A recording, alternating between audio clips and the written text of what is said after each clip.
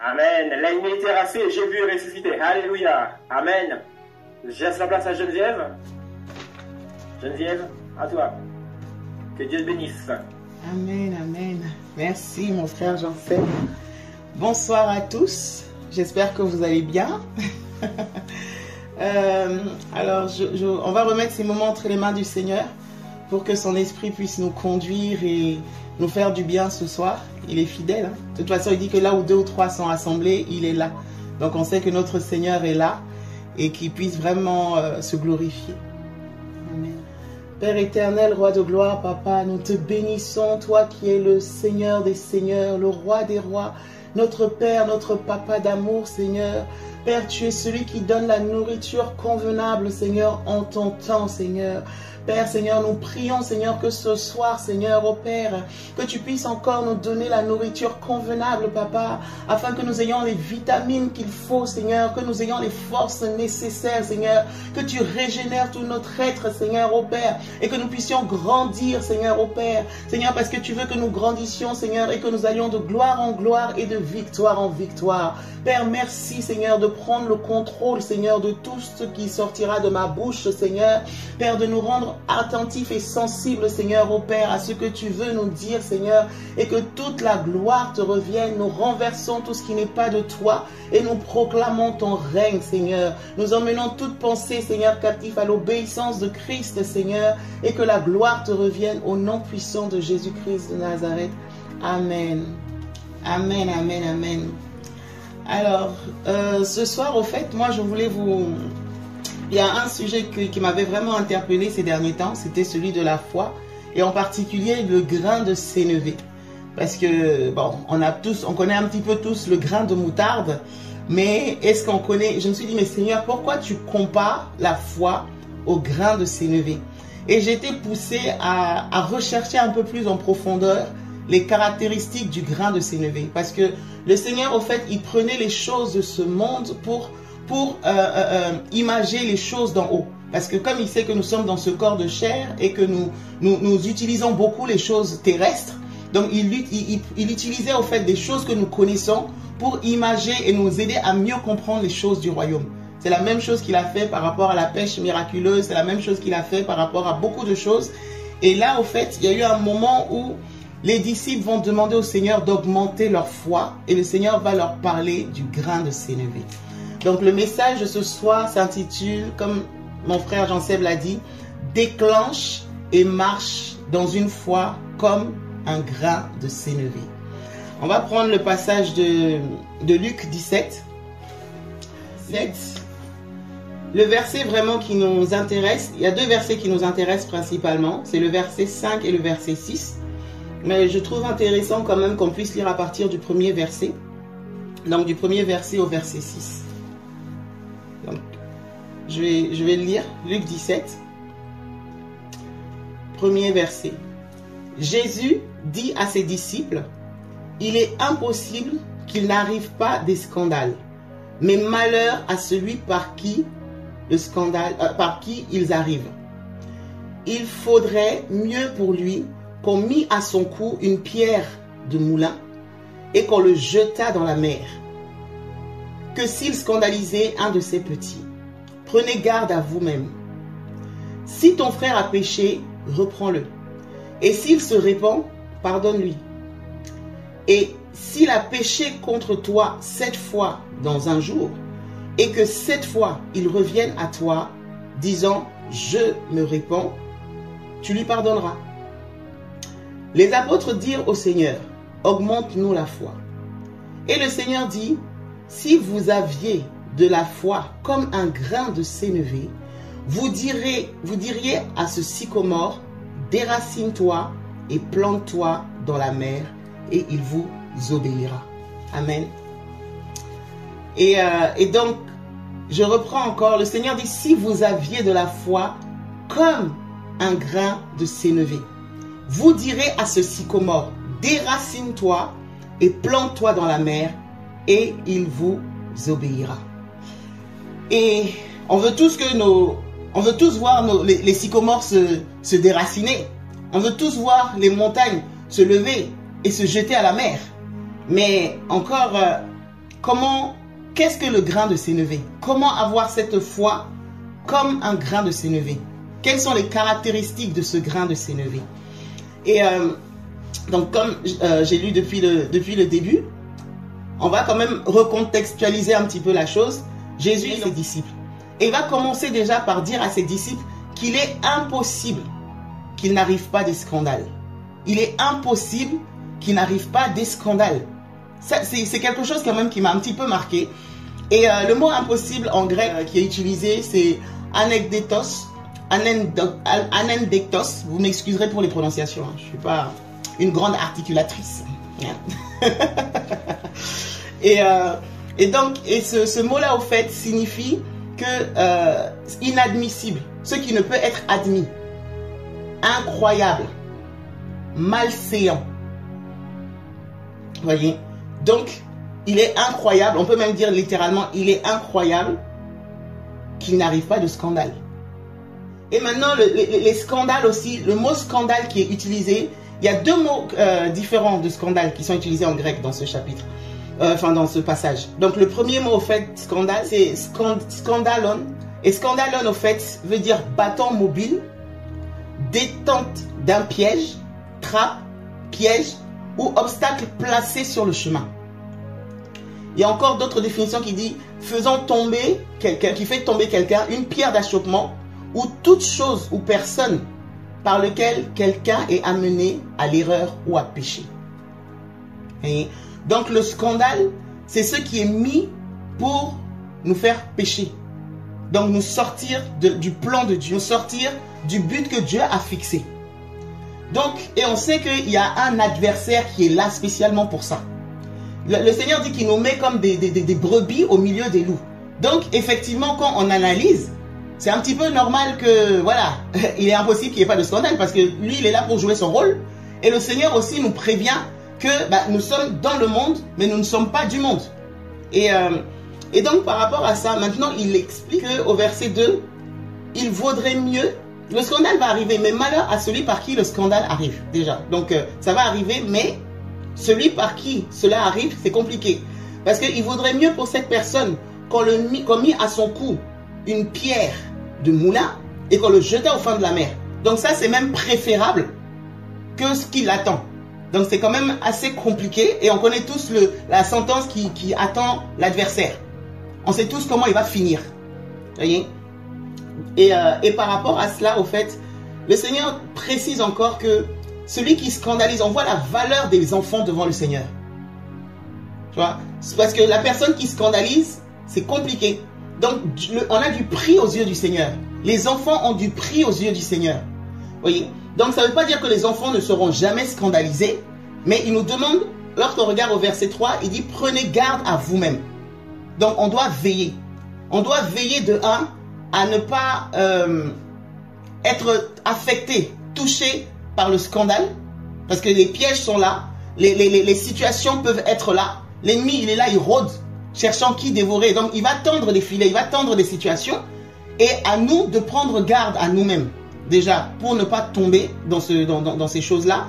Mais en plus de cela, il faut aussi qu'on veille à ne pas être un canal que l'ennemi n'utilise pas, au fait. Parce que souvent, il utilise ceux qui ne veillent pas, ceux qui ne sont pas assez vigilants, qui deviennent des instruments pour semer aussi le scandale. Et donc, le Seigneur demande de veiller. Donc, nous devons veiller à nous-mêmes. Donc, non seulement nous veillons à nous-mêmes, mais maintenant, il précise, il dit, si ton frère a péché, ça veut dire que si ton frère est touché par le scandale, parce que vu que le scandale, c'est pour nous pousser, pousser à pécher, à sortir du plan du Seigneur. Donc, si quelqu'un, toi, non seulement tu as veillé sur toi, mais tu te rends compte que ton frère a péché. Donc, il est touché par ça, il est affecté par ça. Qu'est-ce que tu fais? Tu le reprends. Donc, tu l'aides à revenir dans la voie du Seigneur. Tu l'aides à revenir comme il faut dans le but du Seigneur, en fait, dans le plan parfait du Seigneur. Tu l'aides à se ressaisir. Et maintenant, s'il se répand, donc si ses yeux sont ouverts, s'il a compris, tu le pardonnes. Parce que, voilà, ce qu'il a fait, ça a dû avoir des conséquences, tu pardonnes. Et s'il a péché contre toi, maintenant il va plus loin, il dit, s'il a péché contre toi 7 fois dans un jour, c'est pas 7 fois en tout, hein, 7 fois dans un jour, et que 7 fois il revient à toi, disant, je me répands, tu lui pardonneras. Quand je regarde ça, au fait, c'est pas que tu as constaté qu'il s'est repenti. Déjà, le chiffre 7, on voit que c'est vraiment le chiffre de l'accomplissement, quoi. C'est vraiment le chiffre, voilà, nous on dit le chiffre de l'excellence. Donc 7 fois, c'est-à-dire que même s'il revient 7 fois dans la journée, il a péché. Et on dit, si il te dit, en disant, c'est pas que tu as vu, c'est qu'il l'a dit.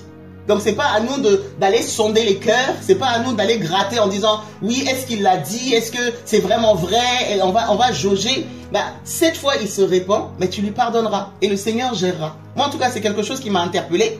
Parce que même souvent, on sait que ça peut arriver pour les personnes qui sont, voilà, soit dans la famille ou dans le couple. Quelqu'un peut te faire quelque chose, il dit oui, mais bon, tu m'as déjà fait ça hier, là ça recommence. Et il y en a qui disent non, mais le pardon, là, je ne suis pas sûr que c'est sincère. Mais il a demandé pardon. Maintenant, les conséquences, comment tu vas te comporter, le Saint-Esprit guidera. Mais s'il te demande pardon, tu lui pardonnes. Voilà. Et donc, c'est quand ils ont dit tout ça, pourquoi je reprends tout ça? C'est quand le Seigneur a dit tous ces détails-là.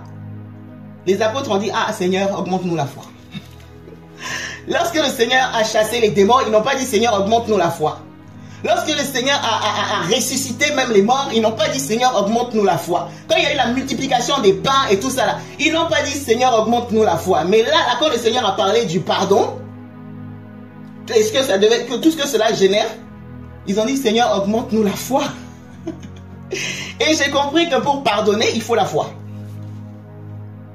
Réellement, parce qu'il y a le pardon humain, mais le pardon selon Dieu, un pardon profond, un pardon véritable, un pardon comme le Seigneur nous, parce que le Seigneur nous a pardonné.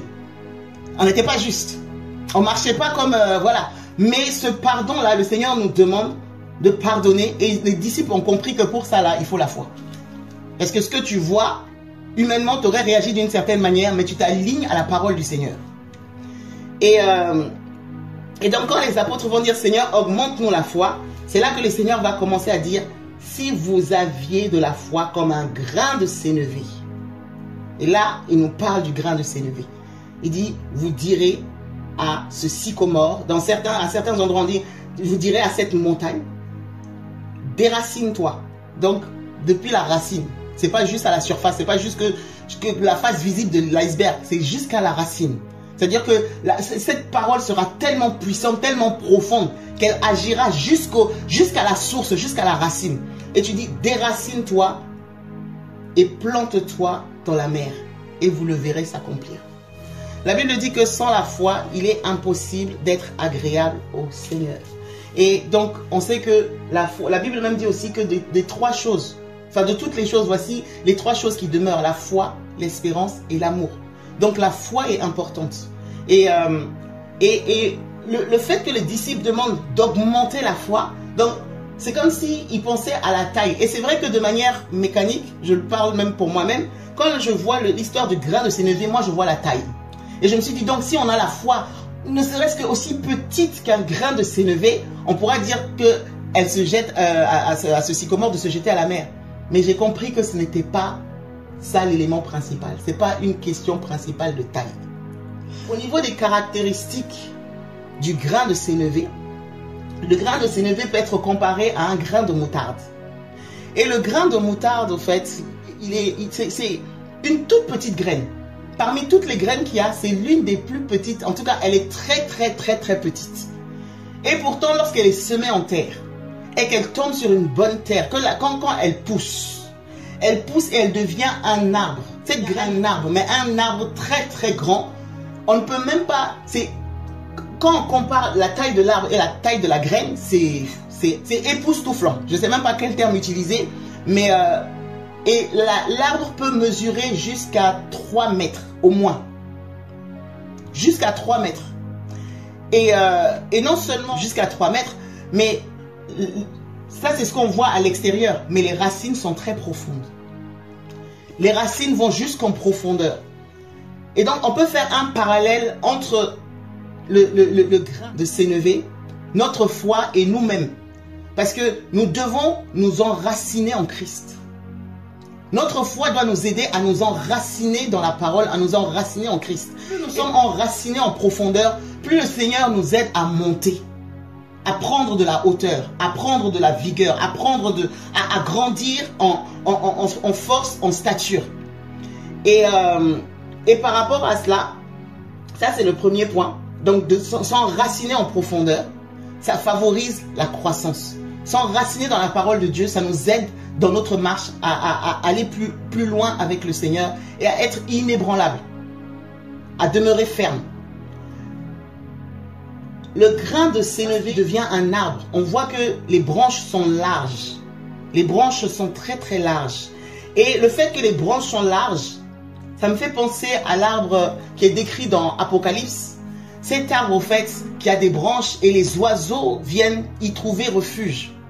Donc, qui dit branche large veut dire qu'il y a de l'ombre, de l'ombrage. Et déjà, le fait que les branches soient larges, moi, ça me fait penser à l'expansion. Tu es enraciné dans le Seigneur, mais tes branches s'étendent. Donc, ton influence s'étend, ton impact s'étend. Ce que tu fais, au fait, ça a de l'impact. Ça ne reste pas juste au niveau du tronc. Ça, non seulement ça s'étend, mais ça c'est un sujet aussi pour réconforter. Les oiseaux viennent trouver refuge. Les gens qui sont auprès de toi peuvent retrouver un ombrage, du réconfort, de la consolation. Plus au fait tu t'élargis, plus tu deviens un abri pour les autres, en fait. Une solution, quand les gens ils te regardent, ils savent qu'en venant vers toi, ils trouvent quelque chose sur lequel ils peuvent se poser. Parce que toi, tu es posé en Christ. Toi, tu es bâti sur Christ. Toi, tu es enraciné en Christ. Et par rapport à cela aussi, lorsqu'on regarde, autre caractéristique du grain de sénévé, le grain de sénévé, quand tu écrases le grain de moutarde, quand tu l'écrases et tu le manges, même avant, lorsque tu le manges seulement, tu commences à croquer, ça a du goût. Ça a du goût. Et on l'utilise pour assaisonner. Ça a un goût épicé. On l'utilise pour assaisonner. Le Seigneur nous demande d'avoir de la saveur. Nous sommes le sel de la terre. Nous devons avoir de la saveur. Nous devons servir pour assaisonner le monde. Nous donnons du goût. Parce que sans l'Église, c'est compliqué. La Bible dit que la création entière soupire après la révélation des fils et des filles de Dieu. Parce que le Seigneur a mis quelque chose en nous dont le monde a besoin. Le Seigneur a mis quelque chose en nous qui a un besoin. Lorsque nous mangeons quelque chose et que c'est fade, directement on va chercher le sel, on va chercher s'il y a du poivre, s'il y a de la moutarde. Et comme ça au moins on apprécie notre repas. Et c'est ça en fait. C'est ce que le Seigneur veut que nous ayons de la saveur, que nous ayons du goût, que nous soyons ce sel. Le grain de moutarde là, ça nous permet cela. Et je parlais au fait du fait de briser. Une fois qu'il est réduit en poudre, qu'il est brisé ou qu'on commence à croquer, non seulement il y a du goût, mais ce n'est pas que ça. Ce n'est pas que ça au fait. Le grain de sénévé là, le fait de briser, ça permet de révéler son goût. Donc par ton brisement, par les épreuves que tu vis, quand tu t'accroches au Seigneur, ça t'aide. Ton parfum monte de plus en plus. Vous voyez? Ton parfum monte de plus en plus. Mais la caractéristique une des caractéristiques, c'est qu'une fois que c'est réduit comme ça, quand tu rajoutes, ça monte en température. Quand tu rajoutes de l'eau à la poudre là, ça monte en température. Donc ça veut dire que lorsque le Seigneur permet que nous ayons des épreuves dans nos vies, quand il permet que nous ayons des situations par lesquelles nous passons par les mains du potier et nous sommes brisés. Parfois c'est pas facile, il y a des fois où nous pleurons, mais on s'accroche, on tient bon. On ne se rend pas compte, mais le Seigneur travaille notre nature. Il travaille ce que nous sommes. Et lorsque cela est arrosé par l'eau de la parole, lorsque cela est arrosé par le Saint-Esprit, nous devenons des flammes de feu. Nous montons en température. Nous montons en température. Et voilà pourquoi même dans Apocalypse, le Seigneur veut que nous soyons bouillants. Et c'est pas qu'il faut mettre de l'eau chaude pour que ça monte en température. C'est que même si tu mets de l'eau tiède ou de l'eau froide, ça monte en température. Voilà pourquoi dans l'ancien temps, les gens utilisaient cette poudre pour faire des cataplasmes. On mettait de l'eau et puis quand quelqu'un avait une douleur, on mettait dessus et ça atténuait la douleur. Vous voyez? Donc par rapport à ça, nous en tant qu'enfants, lorsque nous traversons des situations difficiles, le Seigneur augmente notre feu. On s'accroche, on tient bon, on persévère. Et ce feu, ça active en nous un feu. Je ne sais pas par rapport à... enfin juste comme témoignage, mais je pense que la plupart d'entre nous, on peut se reconnaître dedans. Il y a des fois où c'est vrai qu'on prie, on a la foi, mais il y a certaines situations, certains combats, c'est comme si on est face à Goliath. Et là tu dis Seigneur, c'est là que tu sais même pas, tu trouves une foi, un feu, ta prière même n'est pas la même. Et là tu pries, mais et la situation se déplace. Mais donc il faut parfois qu'il y ait certains combats que tu rencontres pour augmenter. Vous voyez?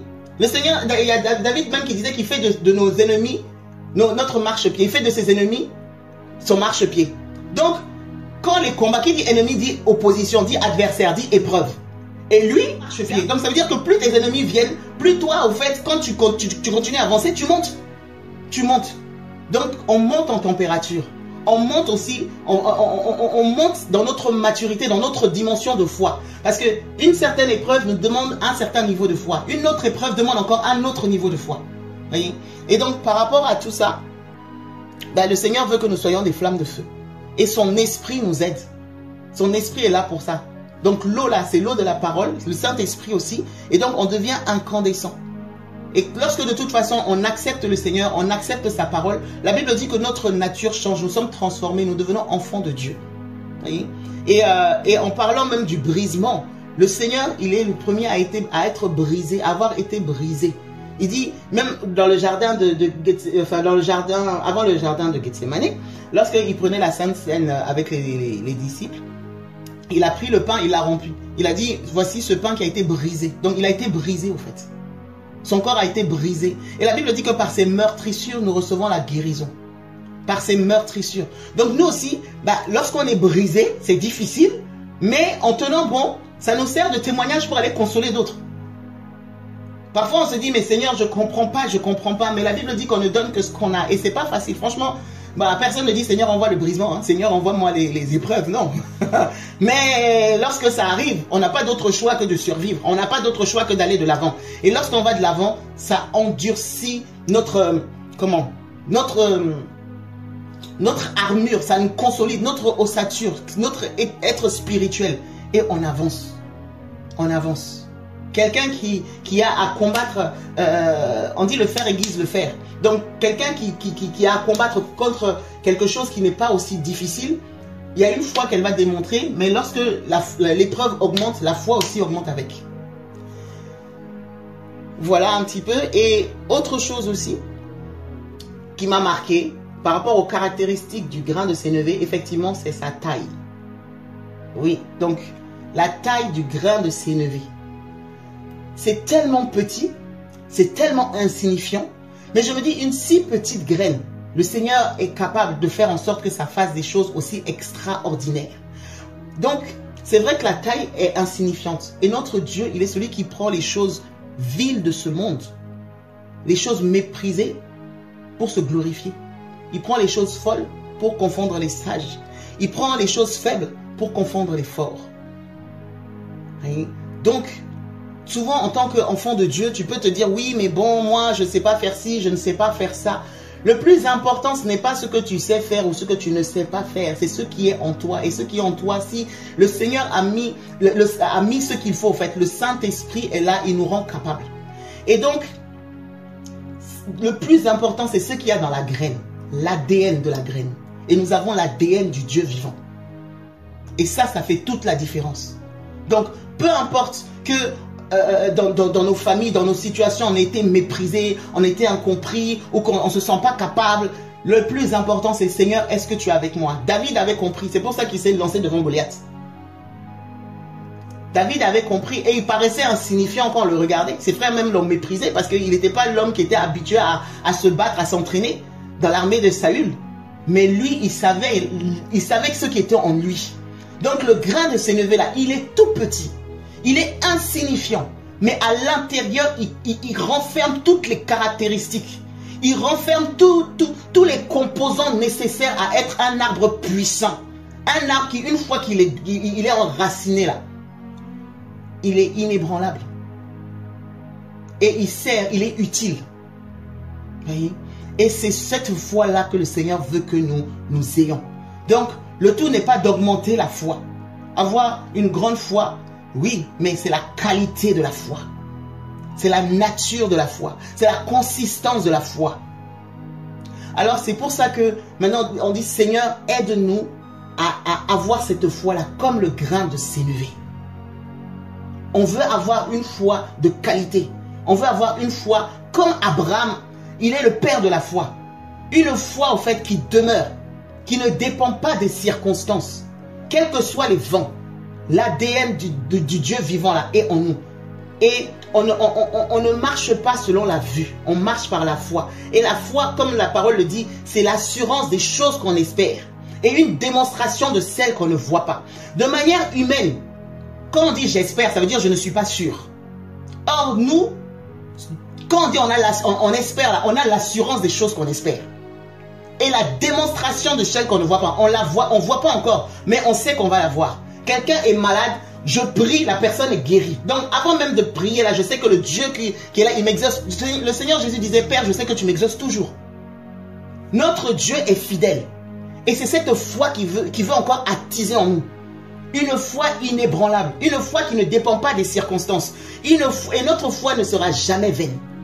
Donc ce n'est pas une question d'origine, une question de si je suis grand, si je suis petit, si je parle bien, si je sais bien articuler, si je suis un homme, si je suis une femme. Le Dieu puissant, le Dieu créateur du ciel et de la terre a mis en place une technologie, un système pour que je puisse déplacer les montagnes et les sycomores. Et c'est cette foi-là qui nous donne une foi inébranlable, une foi qui demeure. Une foi qui fait que même si on est brisé, c'est encore au contraire. Plus on nous brise, plus les apôtres qui étaient là au temps de l'église primitive, quand ils étaient outragés, ils glorifiaient encore le Seigneur. Quand ils étaient persécutés, ils se multipliaient encore. Quand tu as cette foi-là, on ne peut pas te tuer. Parce que même si on te tue là, à un moment que le Seigneur a dit que c'est fini, hein, mais ta foi là, elle ne peut pas mourir. Parce que les épreuves font que ça t'attise encore plus.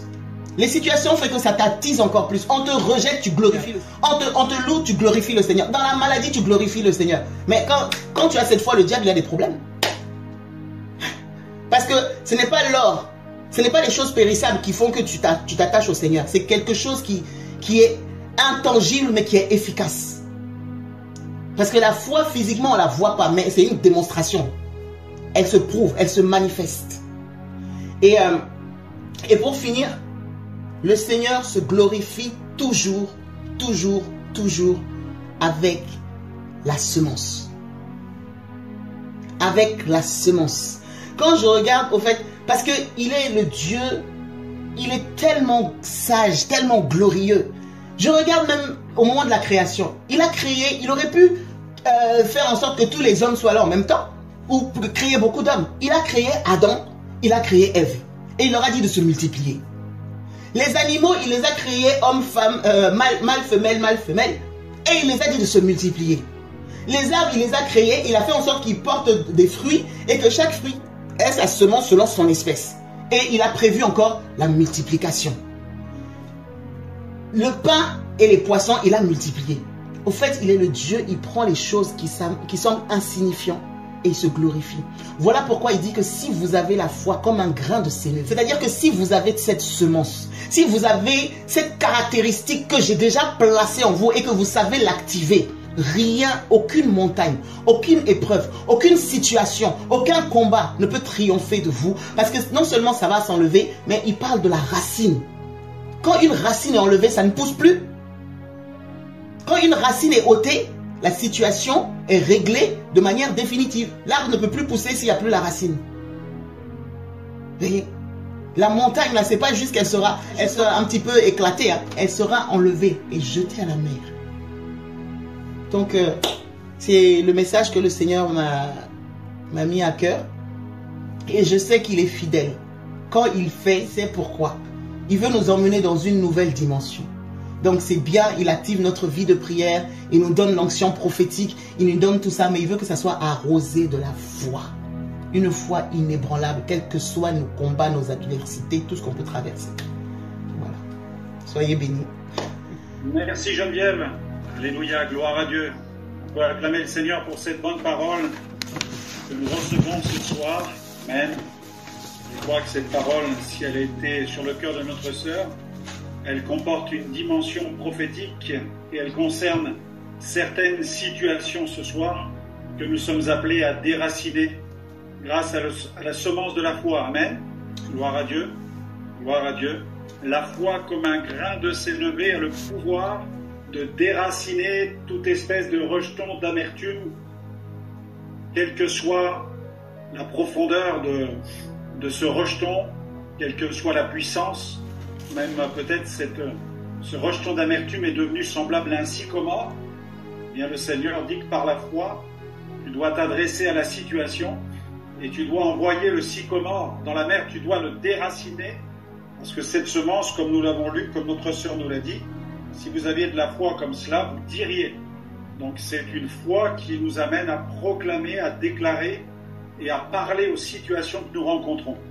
Alors pendant que nous sommes ici ce soir, devant l'écran, si quelqu'un a besoin que sa foi soit augmentée pour pouvoir déraciner un sycomore dans ton cœur, un sycomore qui a été planté dans ta vie, eh bien tu peux afficher une main jaune, faire un signe maintenant, et nous allons prier pour que les situations auxquelles vous faites face soient déracinées par la puissance de Dieu.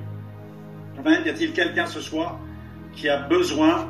Voilà, j'ai vu une main se lever là-bas encore. Il y a des situations, des sycomores. Je ne sais pas comment on pourrait les baptiser, ces sycomores. Mais il y a des sycomores de trahison. Il y a des sycomores d'injustice. Peu importe le nom. Mets un nom sur ce sycomore. Incompréhension, amertume. Et tu vas demander au Seigneur, eh bien, qu'il augmente ta foi maintenant. Tu réclames cette foi, une foi surnaturelle, un don de foi, un cadeau de foi. Amen. On a la foi qui est naturelle. L'être humain a été créé avec la capacité de croire. Il y a la foi spirituelle. Le juste vivra par la foi. Il y a la foi fruit. Le fruit de l'esprit, c'est la foi, la confiance. Il y a la foi don spirituel. Allah a donné un don de foi.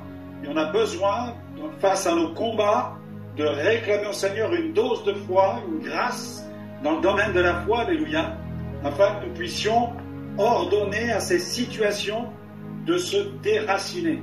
Mais ça n'est pas moi qui m'adresse à ces situations, mais c'est chacun qui doit s'adresser à sa propre situation, parce que le texte le dit, vous diriez, donc tu vas dire à ce sycomore, déracine-toi. Peut-être as-tu un papier à côté de toi, tu peux écrire sur ce papier, eh bien le thème, comment s'appelle ton sycomore. Ça peut être une querelle familiale, ça peut être la persécution d'un patron, ça peut être une injustice au travail, ça peut être des tensions de la part de ton chef de service, ça peut être des ragots sur ta personne qui sont répandus dans l'entreprise. Ça peut être tellement de choses, mais écrit sur un papier blanc, tu prends une feuille maintenant, soyons pratiques, soyons concrets. Notre sœur nous invite à cela ce soir. Tu prends une feuille et tu notes sur le papier en gros, tu notes sycomore, et tu lui donnes un nom, tu le baptises. Tu le baptises d'un nom, ce sycomore, parce qu'il est enraciné, et Jésus est en train de nous dire, mais il y a des choses à déraciner. Et il nous le dit, ça ne pourra se déraciner qu'avec une semence de déracinement. Amen.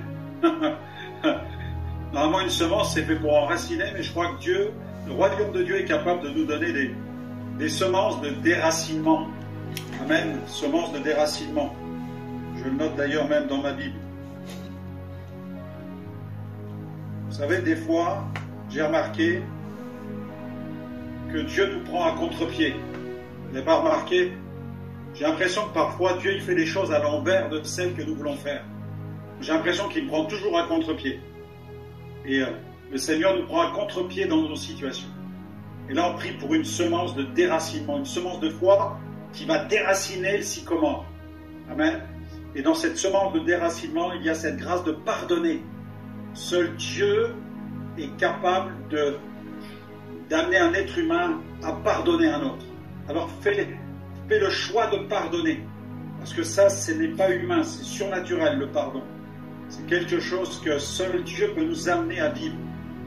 Alléluia. Seigneur, nous prions que ces grains de sénévé, ce sont les plus petites Nous pourrions croire, Seigneur, qu'il faut des grosses semences pour être délivré des plus terribles situations.